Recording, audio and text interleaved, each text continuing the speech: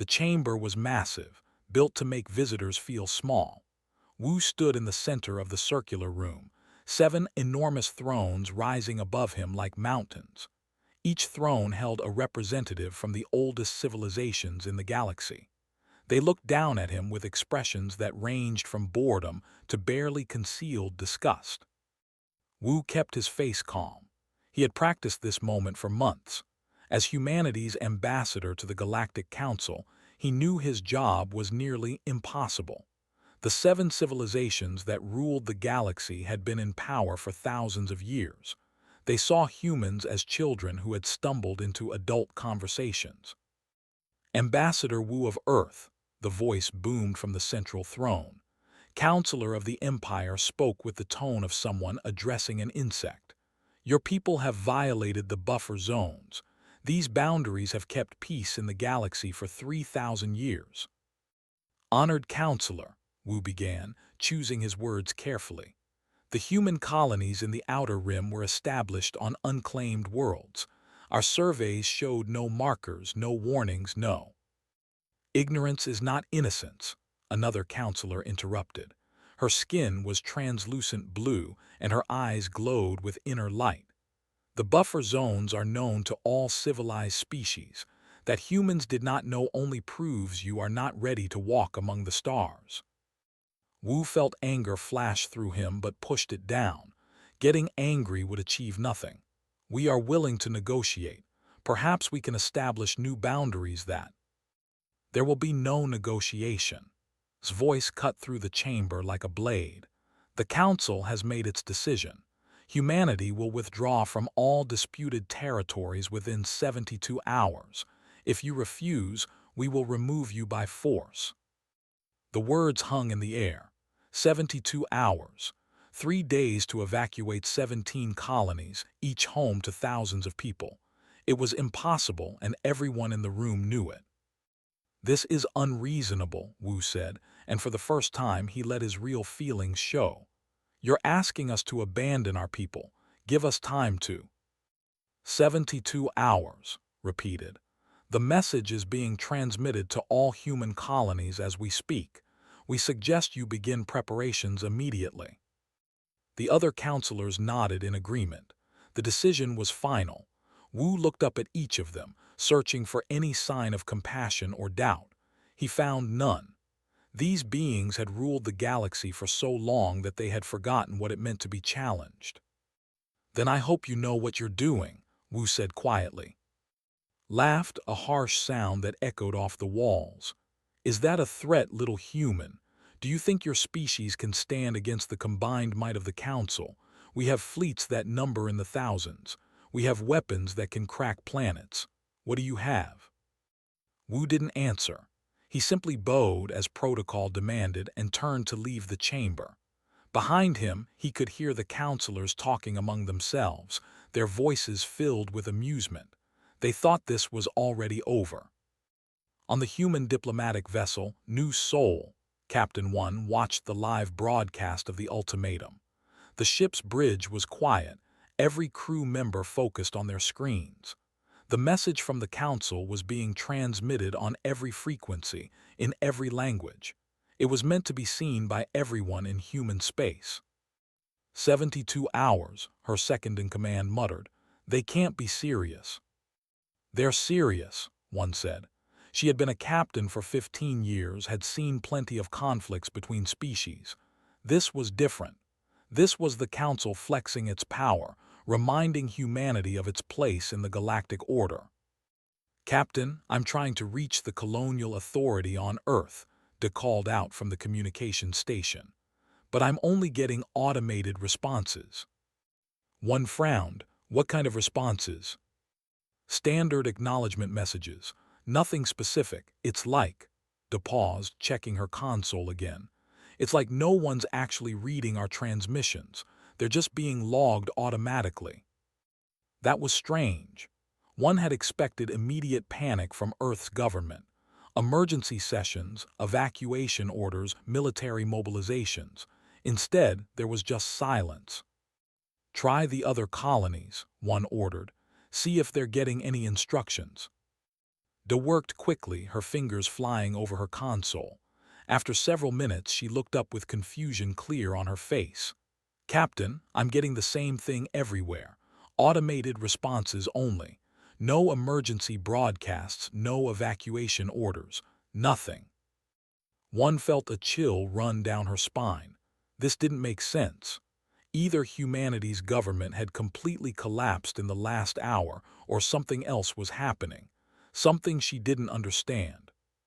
"Keep trying," she said, "and monitor all channels. I want to know the moment anything changes." On the Council's surveillance network, dozens of analysts watched human space with intense focus. They expected to see chaos. Fleets scrambling, populations panicking, governments issuing desperate calls for help. Instead, they saw something that confused them. Nothing was changing. Human merchant ships continued their regular routes. Mining operations in the disputed territories kept working. Communication traffic was normal, neither spiking with panic nor dropping into silence. It was as if humanity hadn't received the ultimatum at all. "Perhaps they don't believe we're serious," one analyst suggested. "Or perhaps they're too primitive to understand the danger," another replied. But one analyst, a young woman named Yang, wasn't so sure. She had been studying humanity for 2 years, ever since they had appeared on the galactic stage. There was something about them that didn't fit the pattern of other young civilizations. They were careful, deliberate, always thinking several steps ahead.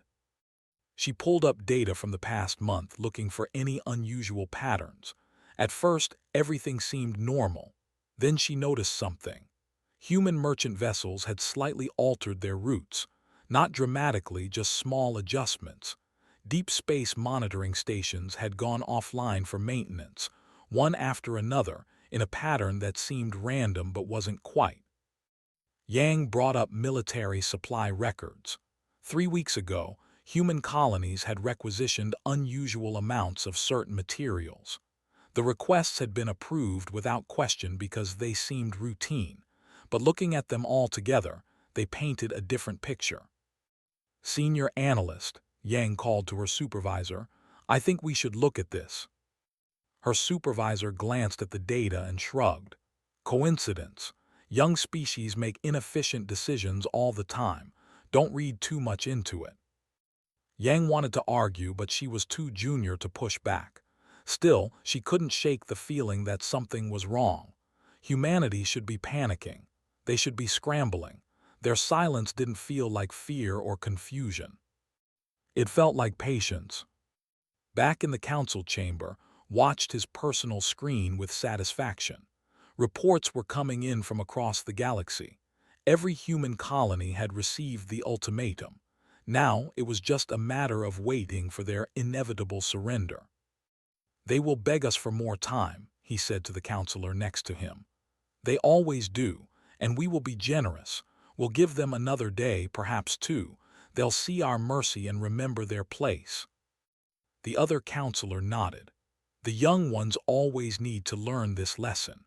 Better they learn it now from us than from something worse they might meet in the dark." Neither of them noticed the small detail in their reports, the detail that Yang had seen but couldn't quite explain. Humanity wasn't responding, wasn't scrambling, wasn't showing any signs of panic. They were just quiet. And in the vast darkness of space, quiet could mean many things. 48 hours had passed since the ultimatum. In the Council's war room, Counselor stared at the holographic display showing human space. His claws tapped impatiently against his throne's armrest. The display should have been filled with activity. Evacuation ships, military movements, desperate diplomatic attempts. Instead, it showed the same peaceful routine that had existed before the ultimatum. "This makes no sense," he growled. "Where is their panic? Where is their response?" Admiral, commander of the Council's combined fleet, stood nearby. He was a veteran of over 100 campaigns, and he had never seen anything like this. "Perhaps they're negotiating through back channels, trying to buy time." "Our intelligence shows no such attempts," another counselor replied. They've made no contact beyond Ambassador Wu's initial request for another audience, it's as if they're simply ignoring us. Slammed his fist down. No one ignores the Council. Perhaps they need a demonstration of our power. Send 3 warships to the nearest human colony. Let them see what awaits them if they don't comply. The orders were sent. 3 massive Council warships appeared at the edge of human territory, their weapons powered up, their presence meant to terrify. They broadcast warnings continuously. But the human colony they approached, a small mining station called, didn't react at all. On station, Sun Ho was having breakfast with his daughter when the station-wide announcement came. Attention! Council warships have entered the system. Please remain calm and continue normal activities. Ah looked up from her rice, her young face confused. Papa, why are there warships? Are we in danger? Sun Ho smiled and ruffled her hair. Don't worry, little star, everything is fine. The grown-ups are just having a disagreement. It'll be sorted out soon. But the news keeps talking about war, Ah insisted. News always makes things sound scary, Sun Ho said gently. That's how they get people to watch, but look around. Is anyone acting scared? Ah looked out the window of their apartment. Other families were going about their day. People walked to work, children played in the common areas, shops were open. Everything seemed completely normal. No, she admitted. Exactly, Sun Ho said. So finish your breakfast or you'll be late for school. What Ah didn't know, what most civilians didn't know, was that Sun Ho had received a message 3 weeks ago. A simple text from the colonial authority: proceed as planned, trust the process. He didn't know what it meant exactly, but he trusted his government. They had never let him down before. Aboard the diplomatic vessel still held by Council forces, Wu sat in his quarters reading. His guards found this strange. Most prisoners in his position would be packing, demanding updates, showing some sign of stress. Instead, the human ambassador seemed almost relaxed. Guard Captain Hen watched Wu through the security feed. In his 30 years of service, he had guarded many diplomats from many species. He knew the signs of fear, of desperation, of denial. But this human showed none of those things. Instead, there was something else in his expression. Something that looked almost like pity. Hen didn't like it. He had learned to trust his instincts over the years, and his instincts were telling him something was wrong. He went to speak with Wu personally, something guards were not supposed to do. Ambassador, Hen said, entering the quarters, may I ask you something? Wu looked up from his book and smiled. Of course, Captain. Why aren't your people responding? The deadline is 24 hours away. Your colonies should be evacuating. Your military should be mobilizing, but our sensors show nothing. Why? Wu set down his book carefully. Tell me, Captain, when you corner a dangerous animal, what does it do? It attacks or runs, Hen answered automatically. Usually, yes, Wu agreed. But what about an animal that doesn't feel cornered? What about one that has already planned for this exact situation? Hen felt cold. You're saying humanity planned for this war. War? Wu shook his head. Captain, there isn't going to be a war. Wars happen when 2 sides fight each other. What's coming isn't a war, it's a demonstration. Before Hen could ask what that meant, an alarm sounded throughout the ship. He rushed back to his post, leaving Wu alone. The ambassador picked up his book again, but he wasn't really reading anymore. He was counting down the hours. In the Council's intelligence division, Yang was still digging through data. She had ignored her supervisor's dismissal and continued her analysis on her own time. What she was finding made her blood run cold. Over the past 4 weeks, human merchant ships had visited over 200 Council systems. Standard trade routes, nothing suspicious. Except that these ships had all been places where military installations existed. Shipyards, supply depots, command centers. She pulled up immigration records. Thousands of humans had traveled through Council space in the past year. Most had returned home, but some hadn't. Where were they? The records showed they had left on scheduled transports, but something about the timestamps seemed off. Yang cross-referenced with communication logs. Human ships had been sending routine status updates, but buried in the metadata were tiny anomalies. Nothing that would trigger security alerts, but when viewed all together, they formed a pattern. It was a network, a vast network of assets, positioned carefully over months or maybe even years. And that network had been activated 3 weeks ago, right before the Council had even drafted the ultimatum. They knew, Yang whispered to herself, they knew this was coming. She tried to bring this to her supervisor again, but the woman was in a meeting. Yang tried to contact higher-level analysts, but everyone was busy preparing for the fleet deployment. No one would listen to a junior analyst's theory, especially one that seemed impossible. How could humanity have known about the ultimatum before it was issued? The Council had debated it in closed sessions, with maximum security. Unless... Yang pulled up the records of everyone who had access to those sessions. Translators, technicians, cleaning staff. And there, buried in the employment records, she found them. 5 humans working in various support roles throughout the Council's administrative complex. They had been there for years, completely unremarkable, doing their jobs quietly and efficiently. One of them was a young woman named He, who worked as an aide in the document processing department. She would have seen every draft of the ultimatum weeks before it was finalized. Yang felt sick. The humans hadn't just prepared for a possible conflict. They had seen it coming because they had eyes and ears inside the Council itself. And if they knew about the ultimatum ahead of time, what else had they prepared for? She grabbed her data pad and ran toward the security office. Someone had to know about this. Someone had to understand what was happening. Meanwhile, on the Council's flagship, Admiral reviewed his fleet's formation. 5,000 warships, the combined might of 7 civilizations. It was the largest fleet assembled in peacetime in over 2 centuries.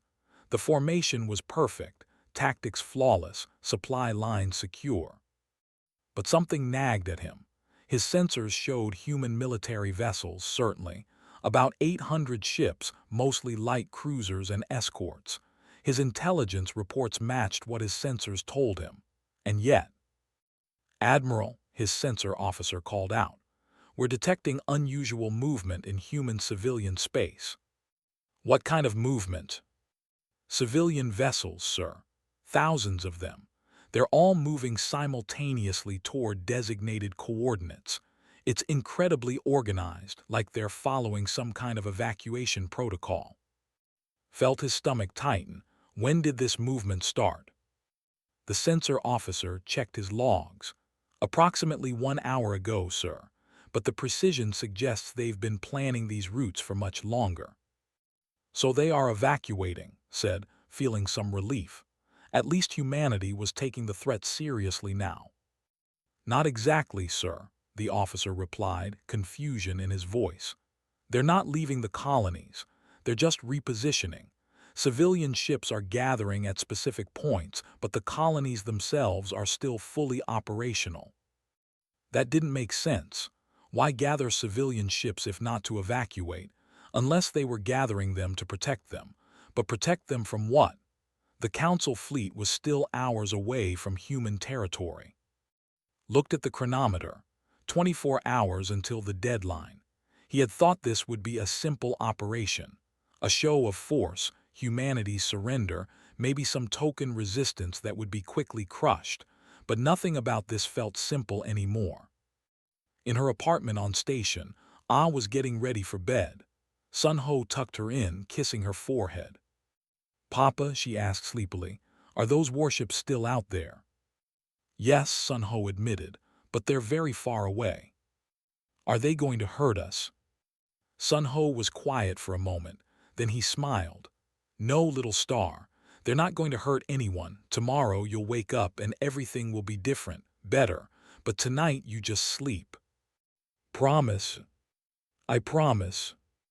As Ah drifted off to sleep, Sun Ho looked out the window at the stars.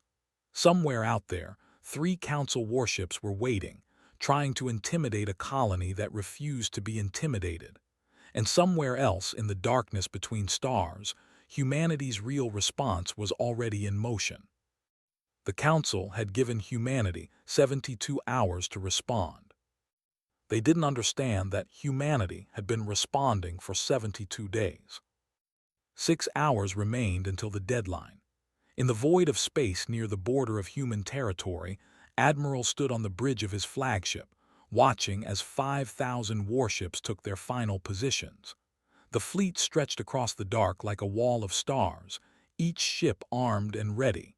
It was the most powerful military force assembled in generations. "All ships report ready, Admiral," his tactical officer announced. Nodded slowly. He should have felt confident. The math was simple and brutal. 5,000 Council warships against perhaps 800 human vessels. It wasn't even a fair fight. And yet, that nagging feeling wouldn't leave him alone. "Status of human military forces?" he asked. "Unchanged, sir. Their fleet remains in defensive positions around their core worlds. No reinforcements moving toward the disputed colonies. No emergency mobilization detected." That was what bothered the most. If he were in humanity's position, facing overwhelming force, he would gather every ship he had at the most defensible point. But humanity's fleet was scattered, ships positioned exactly where they had been before the ultimatum. It was as if they weren't even trying to defend themselves. On the council of Counselor prepared for his final broadcast. This would be the message that humanity would remember forever, the moment they learned their place in the galactic order. He stood before the recording device, his ceremonial robes perfect, his expression stern. "People of humanity," he began, his voice carrying the weight of 3,000 years of council authority. "This is your final warning. 6 hours remain until our deadline expires. Your silence has been noted. Your failure to evacuate has been noted. Your apparent disregard for the consequences has been noted." He paused for effect, letting his words sink in. "We do not wish to harm you. We are not monsters, but the law is the law and the buffer zones must be respected. If you do not withdraw from the disputed territories, we will be forced to remove you. This is not a threat. This is a promise. The Council has spoken." The broadcast was sent on every frequency, translated into every human language, watched as it spread through human space, waiting for the panicked response. Surely now, with just hours remaining, humanity would react. They would beg for more time, offer concessions, show some sign of fear. The response came, but not from any government, not from any military commander. It came from a young human aide named Hay, who worked in the Council's own administrative offices. She walked into his office without an appointment, past guards who were too surprised to stop her. Her expression was calm, but there was something in her eyes that made the ancient counselor pause. "You should not be here," said coldly. "I know," Hay replied, "but someone needs to tell you the truth before it's too late." "Truth? What truth could a human child possibly tell me?" Hay smiled, and it was not a pleasant smile. "You think our silence means fear. You think we're paralyzed, unable to respond to your overwhelming power. You're wrong. We're not silent because we're afraid. We're silent because we're done talking." Laughed. "Brave words from someone whose people are about to learn a harsh lesson. Do you think your courage impresses me?" "No," Hay said simply. "I don't think anything impresses you anymore. You've been in power so long that you forgot what it means to be challenged. You forgot that silence can mean many things." Guards called, "Remove this human from my office." As the guards escorted her out, Hay looked back over her shoulder. "You mistook our patience for weakness, Counselor. You mistook our silence for submission. In a few hours, you'll understand the difference. I just hope it's not too late for you to learn." The guards dragged her away and dismissed the incident. What could one young human possibly know? What could any of them know? The Council had ruled the galaxy for thousands of years. Humanity had been in space for barely a century. The very idea that they posed a real threat was laughable. But in the intelligence division, Yang had finally reached someone who would listen. Commander Az of Council Security stood in her office, looking at the data she had compiled. His expression grew darker with each screen she showed him. "You're saying humans have been positioning assets throughout Council space for years?" he asked. "Not just positioning," Yang said urgently. "Look at the patterns. Every human merchant ship that visited a military installation, every human worker employed in sensitive locations, every communications relay that had human technicians service it. Individually, they mean nothing. Together, they form a network." "A spy network?" "More than that," Yang said. "I think it's an operational network. They weren't just gathering information. They were putting pieces in place. And 3 weeks ago, all those pieces activated." As felt cold. 3 weeks ago was before we even finalized the ultimatum. "Exactly," Yang said. "They knew this was coming. They saw it, planned for it, and positioned themselves accordingly. Commander, I don't think humanity is scrambling to respond to our ultimatum. I think they've already responded, and we just don't know it yet." Az grabbed his communicator. "I need to contact the fleet immediately." But before he could send the message, alarms began sounding throughout the building. Not emergency alarms. Communication alarms. Every human civilian vessel in Council space, thousands of them, had just activated their engines simultaneously and begun moving. "They're evacuating," someone shouted. But Yang watched the movement patterns on her screen and shook her head. "No, they're not running away. They're clearing the board." In the human colony of station, the loudspeakers activated. "Attention all residents.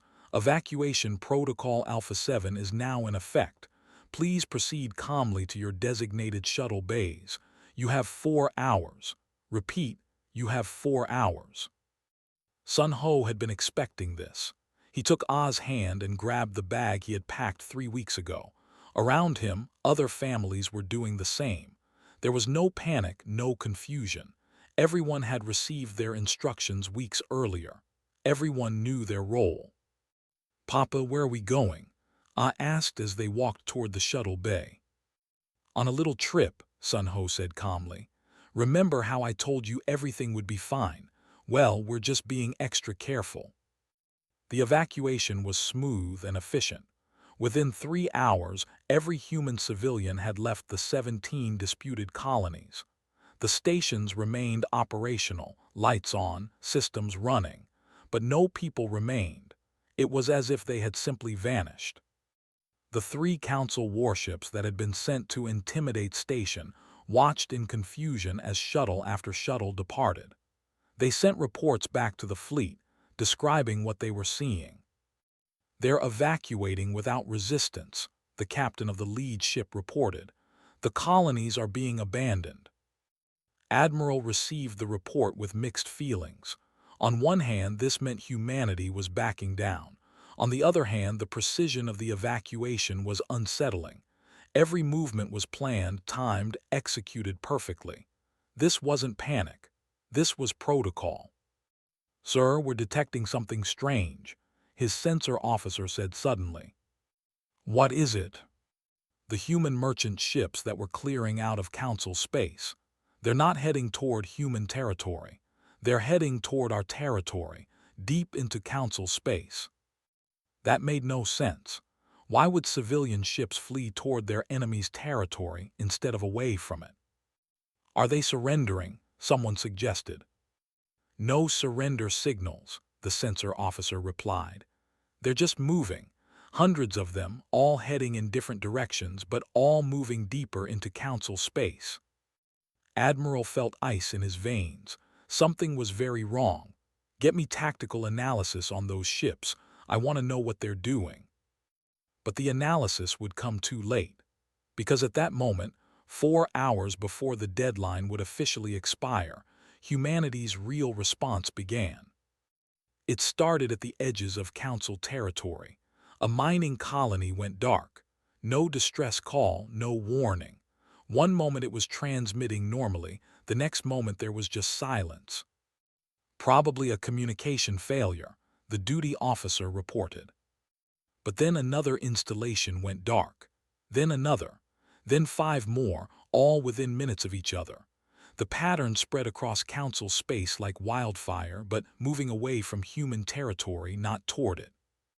In the council war room, watched the reports come in with growing alarm. What is happening? Are we under attack? We don't know, Counselor, as said, his voice tight. We're trying to contact the affected installations now. One by one, reports started filtering in from the few locations that managed to send distress signals. Human warships had appeared seemingly out of nowhere, striking fast and hard at military targets. But these weren't the 800 ships that intelligence had reported. These vessels were larger, more advanced, and there were thousands of them. How is this possible? Demanded. Where did these ships come from? Yang pulled up her analysis again, her hands shaking. The merchant vessels, the human workers, the communication anomalies, it was all cover. Those weren't civilian ships. Or rather, they were civilian ships until they weren't. They've been hiding their fleet in plain sight, disguised as merchants and scattered throughout our territory for years. That's impossible, said. Our intelligence would have detected. Our intelligence saw what we expected to see, Yang interrupted, not caring any more about protocol. We saw primitive humans with a small fleet. We never looked deeper because we never thought they were a threat, and they counted on that. The communications officer's hands flew over his console. Counselor, we're receiving a transmission. It's from the human military. They're addressing you directly. Put it through, commanded. The screen activated, and a human face appeared. He wore a military uniform, his expression calm and professional. Counselor, the human said, my name is Admiral Hoon of the Human Defense Directorate. You gave us 72 hours to respond to your ultimatum. We apologize for the silence, but actions speak louder than words. Admiral Hoon's face remained calm on the screen as chaos erupted in the council war room behind. Officers shouted reports, screens flashed with urgent updates, and the sound of panic filled the air. But the human admiral simply waited, patient and still, until turned his full attention back to the screen. What have you done? Demanded. In the last 72 minutes, Hoon said calmly, human forces have disabled 37 military installations across council space. Shipyards, supply depots, command centers, and communication hubs. We've been very careful. 0 civilian casualties. Minimal military casualties. We're not here to kill. We're here to make a point. You attack the council and call it making a point. His voice shook with rage. You gave us an ultimatum, Hoon replied. Did you expect us to simply accept it? Did you think we would beg for mercy? Counselor, humanity doesn't beg, we prepare. On the flagship of the council fleet, Admiral was receiving his own dose of terrible news.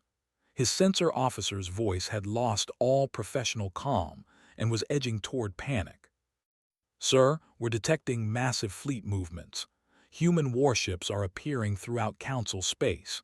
Current count is over 3,000 vessels and climbing. That's impossible, said. Intelligence reported 800 ships maximum. Intelligence was wrong, sir, the tactical officer said, pulling up tracking data. These ships have been hidden throughout council space for what looks like years.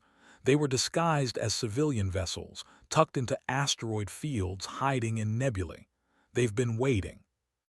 Pulled up the tactical display and felt his world collapse. Red markers indicating human warships dotted council space like a disease, and the markers kept multiplying as sensors identified more ships emerging from hiding.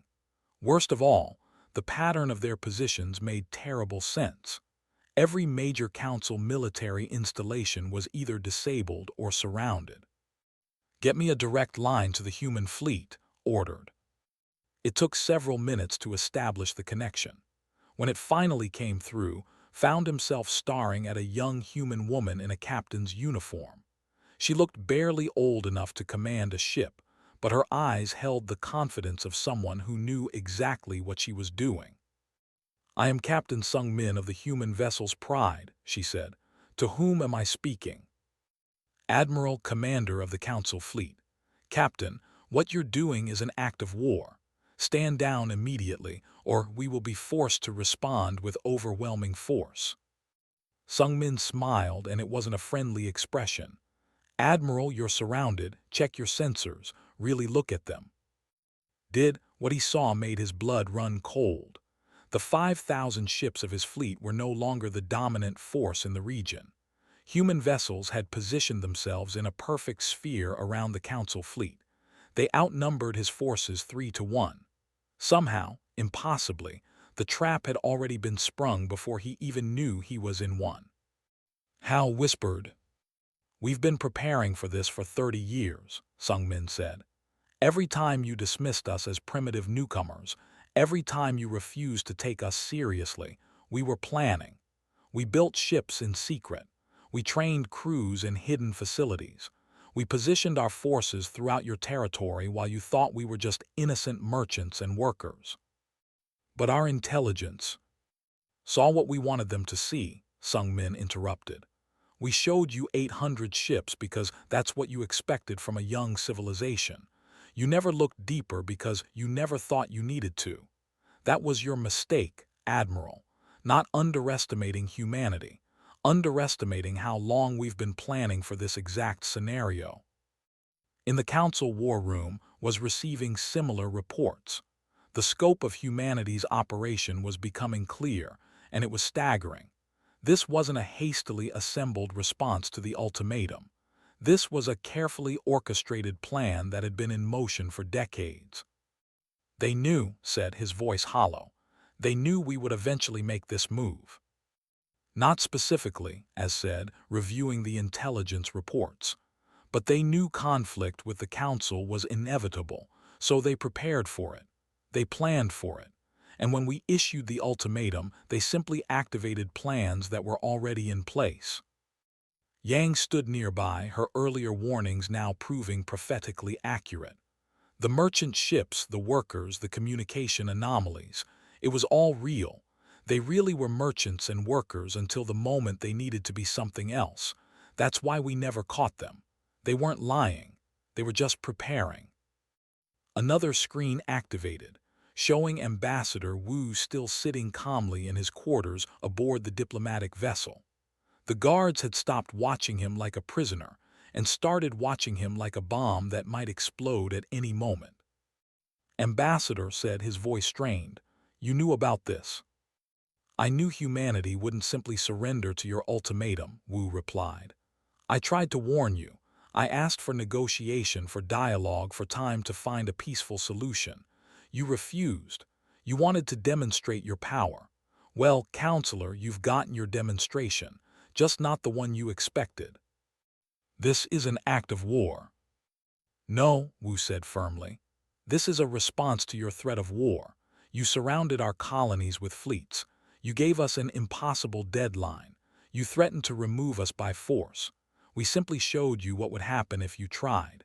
If we wanted war, Counselor, this conversation wouldn't be happening. Your fleet would already be destroyed and you would be defenseless." The truth of those words hit like a physical blow. Human forces had positioned themselves perfectly to strike at every vital Council installation. If they wanted to, they could cripple the Council's ability to fight in a matter of hours. But they hadn't. They had disabled military targets without destroying them. They had avoided civilian casualties completely. This wasn't an attack. It was a demonstration, just as Wu had told Guard Captain Hen it would be. Across Council space, the reports kept coming in. Every installation that had gone dark was reporting the same thing. Human forces had appeared without warning, disabled defenses with surgical precision, and then simply waited. They weren't occupying. They weren't destroying. They were just proving they could. On his ship, Admiral reviewed the tactical situation again, hoping to find some advantage, some weakness in the human formation. There was none. Whoever had planned this operation understood military strategy at a level that matched or exceeded the Council's best tacticians. "Admiral," his communications officer said quietly, "we're receiving transmissions from our ships. Some captains are requesting permission to surrender." The words hung in the air. In 1,200 years of Council fleet operations, no fleet commander had ever surrendered. The very concept was alien, unthinkable, but looking at the tactical display, understood why his captains were asking. They weren't cowards. They were realists. Fighting now would be suicide and would achieve nothing except getting thousands of people killed. "Put me through to Captain Sung-min again," said heavily. When the connection was established, the young human captain looked at him with an expression that held both respect and pity. "Admiral," she said, "you're considering surrender." "I'm considering the lives of my crew," replied. "You've made your point. You've proven you have the capability to match the Council militarily. What happens now?" "That depends on you," Sung-min said. "We didn't want this confrontation. We've spent 30 years hoping we'd never have to reveal what we'd built, but the Council forced our hand. Now you have a choice. Stand down and we can all go back to talking. Try to fight and we'll be forced to protect ourselves. Your move, Admiral." Looked at his tactical officer, who shook his head slowly. The message was clear. They couldn't win this fight. Not today, probably not ever. The humans had outplayed them completely. "All ships," said, his voice heavy with the weight of history. "Stand down. Power down weapons systems. This is Admiral ordering full fleet surrender." The words tasted like ash in his mouth, but they were the right words. The only words that would save his people. Around him, his bridge crew began executing the shutdown procedures, their faces showing shock and disbelief. In the Council war room, similar conversations were happening. Installation after installation was reporting human forces holding position but not advancing. The message was clear. Humanity could destroy the Council's military power if they chose to, but they were choosing not to. They were offering a chance for peace. "What do they want?" asked, sounding old and tired for the first time in centuries. "They want what they've always wanted," Wu said from his screen. "Respect, equality, a seat at the table as equals, not as children being scolded. You could have given them that 3 months ago.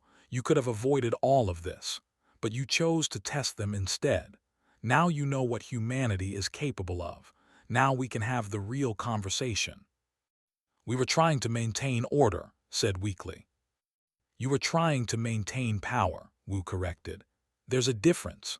Order comes from mutual respect and shared rules. Power comes from forcing others to submit. The Council has ruled through power for so long that you forgot the difference." Looked around his war room at the defeated faces of his officers and advisors. In a single hour, the galactic order that had existed for 3,000 years had been shattered. And it had been shattered not by a destructive war, but by a calculated demonstration of capability. "What happens now?" asked. "Now," Wu said, "we talk, really talk. Not you issuing demands and expecting obedience. Not you treating us like children who need to be taught lessons. We talk as equals. We negotiate new boundaries, new rules, new relationships. And hopefully we build something better than what existed before." "And if we refuse?" Wu's expression didn't change. "Then we all find out what happens when humanity stops demonstrating and starts acting. I don't think anyone wants that, Counselor. Do you?" Looked at the tactical displays, at the red markers showing human ships positioned perfectly to strike at the heart of Council power. He looked at the status reports showing his fleet surrendered, his installations disabled, his vaunted military superiority revealed as an illusion. "No," he said quietly, "no, I don't." 3 days after the surrender, the Council chamber looked the same as it always had. 7 thrones rising toward the ceiling, carved from ancient stone, symbols of power that had endured but something fundamental had changed. Today, for the first time in Council history, there was an 8th chair in the chamber. It was smaller than the thrones, placed on the main floor rather than elevated above. But it was there, and sitting in it was Ambassador Wu. The symbolism was clear.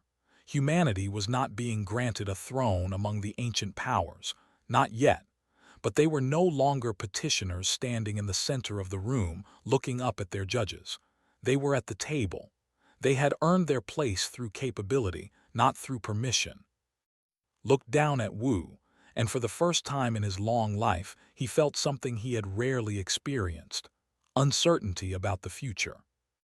Ambassador Wu began, his voice lacking its usual commanding tone. The Council has agreed to this meeting to discuss new arrangements. Before we begin, however, we must address what happened. Your people's actions were unprecedented. Some would say they were acts of war. Wu leaned back in his chair, completely comfortable despite being surrounded by beings who had ruled the galaxy for longer than human civilization had existed. Some would say issuing an impossible ultimatum backed by overwhelming military force was also an act of war, Counselor. The difference is that we responded to your aggression, not initiated our own. We were enforcing legitimate boundaries. You were enforcing your interpretation of boundaries, Wu interrupted calmly. Boundaries we were never part of establishing, never agreed to, and never even knew existed until we'd already crossed them. You called our ignorance a crime and threatened military action rather than opening dialogue. So let's be clear about who escalated this situation. The other counselors shifted uncomfortably. They weren't used to being challenged so directly, but they also couldn't argue with the results of their own actions. Their fleet was surrendered. Their installations were still held by human forces. They had no leverage left. "What do you want?"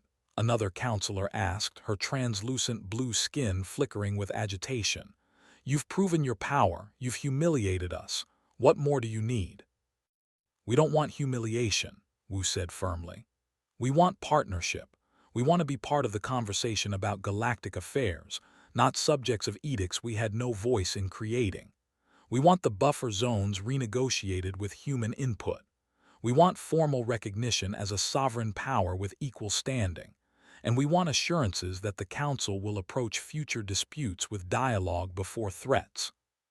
"You're asking us to share power that we've held for 3,000 years, said. "No," Wu replied. "I'm telling you that power is already shared. You just didn't realize it until 3 days ago. The question now is whether we formalize that reality peacefully or whether you force us to prove it again, more decisively next time." The threat was politely worded, but it was still a threat, and everyone in the room knew it was not an empty one. On the flagship of the human fleet, Captain Sung-min stood on the bridge, looking at the tactical display. Human forces still held their positions throughout Council space, ready to act if negotiations broke down. But the order she hoped to receive was the one telling her to stand down, to begin the withdrawal that would signal successful negotiations. "Captain," her communications officer called out. "Message from Admiral Hoon. He says to begin Phase 3 withdrawal. Negotiations are progressing." Sung-min allowed herself a small smile. "Acknowledged. All ships, begin Phase 3 withdrawal. Systematic and orderly. Let's show them we're as good at leaving as we are at arriving." Around her, the bridge crew began executing the complex withdrawal plan. Human ships started pulling back from Council installations, moving in coordinated patterns that demonstrated the same precision they'd shown in the attack. The message was clear: we're leaving because we choose to, not because we have to. On station, now by its original residence, Sun Ho stood at the window with awe, watching the stars. The return to normal life had been as smooth as the evacuation. Within hours of the Council's surrender, civilian shuttles had begun bringing people back to their homes. "Papa," Ah asked, "why did we have to leave if everything was going to be okay?" Sun Ho thought carefully about how to explain it. Sometimes, little star, grown-ups have disagreements, and sometimes those disagreements get serious. We left just in case things got more serious than expected, but our leaders were smart. They made sure the disagreement ended quickly. Because we were strong. Because we were prepared, Sun Ho corrected gently. Being strong isn't just about having big ships and weapons. It's about thinking ahead, planning carefully, and knowing when to show your strength and when to keep it hidden. I thought about this, her young face serious. Like in chess, you don't show all your pieces at once. Sun Ho laughed and hugged her. Exactly like chess. Our leaders played a very long game of chess, and they played it very well. What Sun Ho didn't tell his daughter was that he had received another message from the colonial authority. This one thanked him and millions of other colonists for their trust and patience during the operation. It explained that the evacuation drills they'd practiced for years, the seemingly random supply requisitions, the odd schedules and movements, all of it had been part of the preparation. Every colonist had been part of the plan without even knowing it. In the Council's Intelligence Division, Yang was reviewing the full scope of humanity's operation. As the analyst who had first spotted the anomalies, she'd been tasked with writing the complete report. What she discovered was both impressive and terrifying. The operation had begun 32 years ago, shortly after humanity's first contact with the Council. From that first meeting, human planners had analyzed the Council's behavior, studied their history, and concluded that conflict was not just possible but probable. So they had begun preparing. Every human merchant ship that traveled through Council space had dual purposes. Yes, they carried legitimate cargo and made legitimate profits, but they were also capable of rapidly converting into military vessels. The conversion process could happen in hours, not weeks. Human workers throughout Council space had all been trained in intelligence gathering and, when necessary, sabotage. They had lived normal lives, done their jobs well, been model employees. But they had also been quietly mapping systems, identifying vulnerabilities, and reporting back to human intelligence. The secret shipyards weren't secret at all. They were hidden in plain sight, disguised as civilian construction facilities, mining operations, and research stations. The Council's intelligence had observed them but dismissed them as unimportant because they looked civilian. It was the most successful long-term intelligence operation in galactic history, and it had succeeded primarily because humanity had been patient enough to wait decades for it to pay off. They weren't lucky, Yang wrote in her report. They weren't even particularly clever in any single action. They were just patient and consistent. They played a game that lasted 30 years while we were focused on the immediate moment. By the time we realized what they'd built, it was already too late to stop them. Back in the Council chamber, the negotiations were entering their final phase. Wu had presented humanity's terms, and after hours of debate, the Council was ready to respond.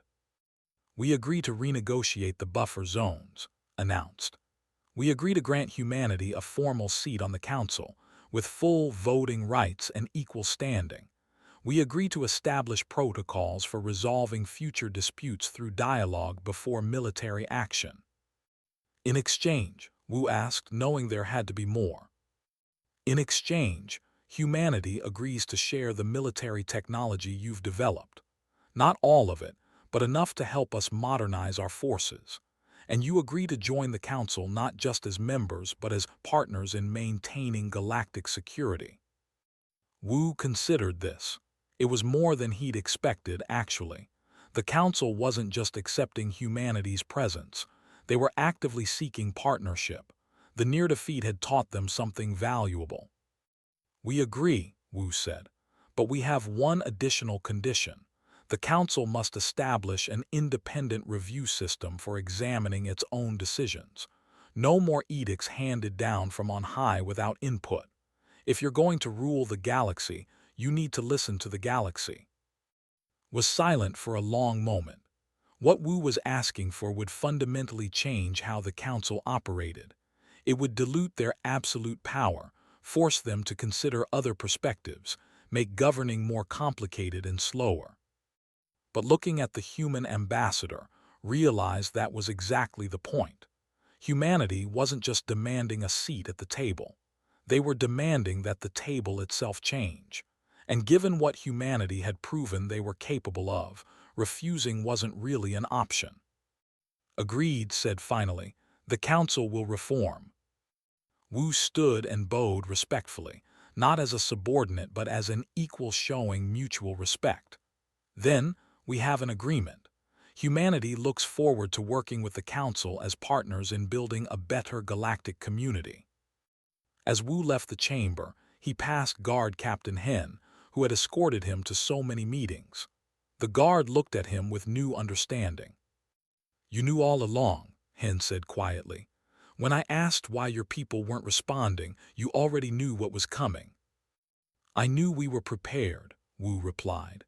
"I didn't know exactly how it would play out, but I trusted that if the council forced our hand, we would be ready.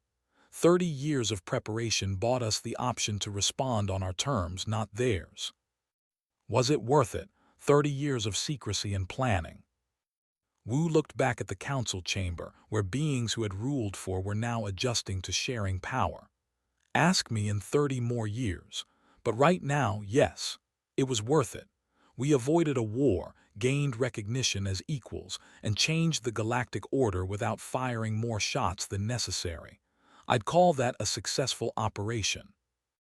Months later, on a transport ship carrying Ah and her class on a field trip to Earth, the teacher asked the children what they'd learned about the recent crisis with the Council. "We learned that silence can be powerful," one child said. "We learned that patience is important," another added. When it was Ah's turn, she thought about what her father had told her, about chess and long games and hidden pieces. "We learned that the quietest person in the room might be the one who knows the most, and that sometimes the best way to win is to prepare so well that fighting isn't necessary." The teacher smiled. "Very good, Ah. That's a lesson the entire galaxy is learning right now." In his office on Earth, Admiral Hoon read the final reports from the operation. 0 human casualties. Minimal council casualties. All objectives achieved. The fleet was standing down, returning to normal deployment patterns. The hidden facilities were being gradually revealed as part of the new transparency agreements with the Council. He pulled up one last file, marked Operation Foundations.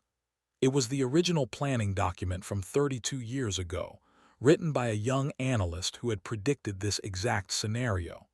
The analyst had concluded that conflict with the Council was inevitable, but that it could be managed through long-term preparation and strategic patience. At the bottom of the document was a single line that made Hoon smile. "If we do this right, they'll never see us coming. And by the time they realize what we've built, it will be too late for them to stop it. Not too late for war, but too late to avoid peace on our terms." Whoever had written that line had understood something fundamental about humanity. They weren't the strongest species. They weren't the oldest or most advanced. But they were patient, they were planners, and they understood that the longest game often won against the strongest player. The Council had waited for humanity's response to their ultimatum. They had interpreted the silence as fear, as weakness, as submission. They didn't understand that humanity had been responding for 30 years, that every quiet day of preparation was part of the answer. By the time the silence broke, by the time humanity's true capabilities were revealed, it was already too late. Not too late to survive, not too late to adapt, but too late to avoid the fundamental change that humanity brought to the galaxy. The old order had ended not with a war but with a demonstration. And the new order would be built not on the Council's ancient authority but on mutual respect, shared power, and the understanding that even the oldest civilizations could learn from the youngest. All it took was 30 years of patience, careful planning, and the willingness to show that silence could mean something far more dangerous than words ever could.